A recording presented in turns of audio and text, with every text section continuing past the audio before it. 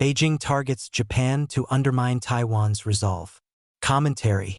Like her political hero, former British Prime Minister Margaret Thatcher, Japan's new conservative and first female Prime Minister, Sanai Takaichi, isn't afraid of making waves in the Asia-Pacific region.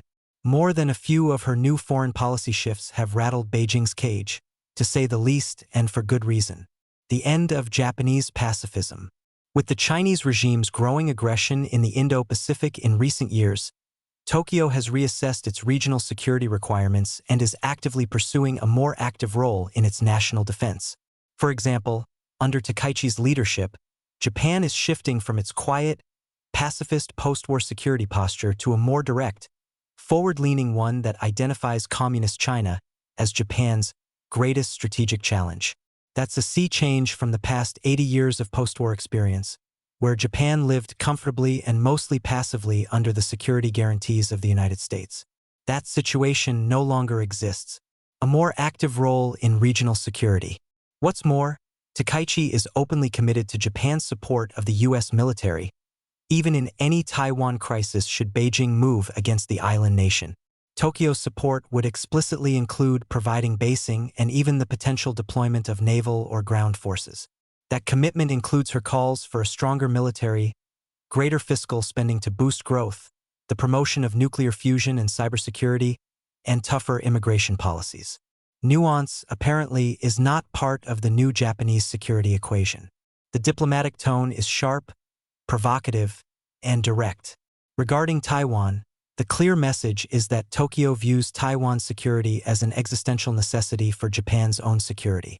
Linking Taiwan's security with Japan's has been echoed throughout U.S.-Japan alliance commentary, including Japanese military planners and researchers at the Heritage Foundation.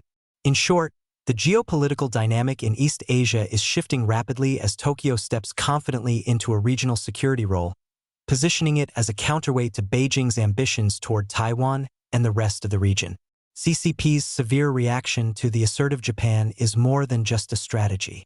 The Chinese Communist Party's reaction to the conservative leader's tough rhetoric and new defense posture that targets China has been swift and, some may even say, severe.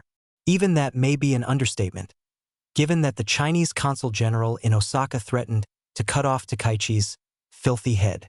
The post was deleted, but the message from Beijing was unmistakable. A few days later, the Chinese Foreign Ministry posted on X, urging Japan to stop playing with fire on the Taiwan question. So why is the CCP reacting so aggressively? There are several compelling political, strategic, and diplomatic reasons involved. For one, Japan's new defense policy shatters Beijing's long-held strategic assumption that Japan would remain quiet and avoid direct involvement in a Taiwan conflict. Tokyo's latest policy invalidates that assumption and raises the stakes if the CCP decides to reunify Taiwan with the mainland. As a result, Taiwan is feeling more confident about its security with Japan's new security calculus, undercutting the CCP's years of efforts to demoralize Taipei, undermine its resolve, and minimize political opposition to Beijing.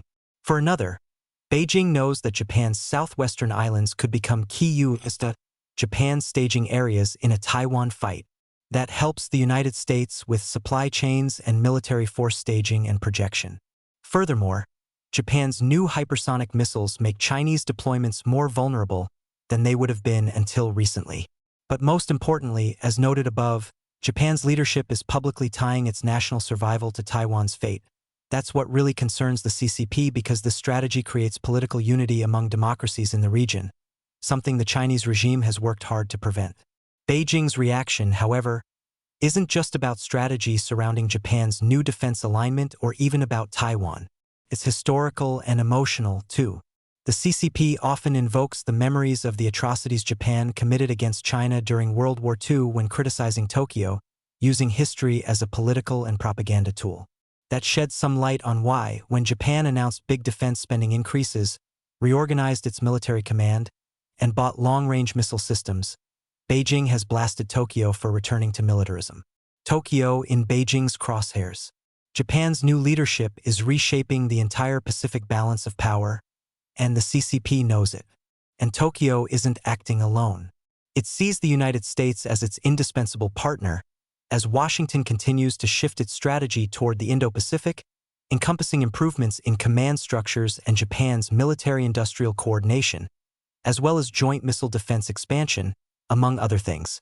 Beijing's outrage against Tokyo is spilling into media attacks and economic threats, all targeting Japan. One recent example is Beijing lashing out at Japan's government over comments about Taiwan, calling them egregious and demanding they be withdrawn. Another is Beijing's broader strategy of punishing Japan economically and politically when Tokyo steps out of line on Taiwan or security issues. With its new assertive defense posture in bolstering Taiwan and pushing back against CCP influence in the region, Tokyo is now squarely in Beijing's crosshairs.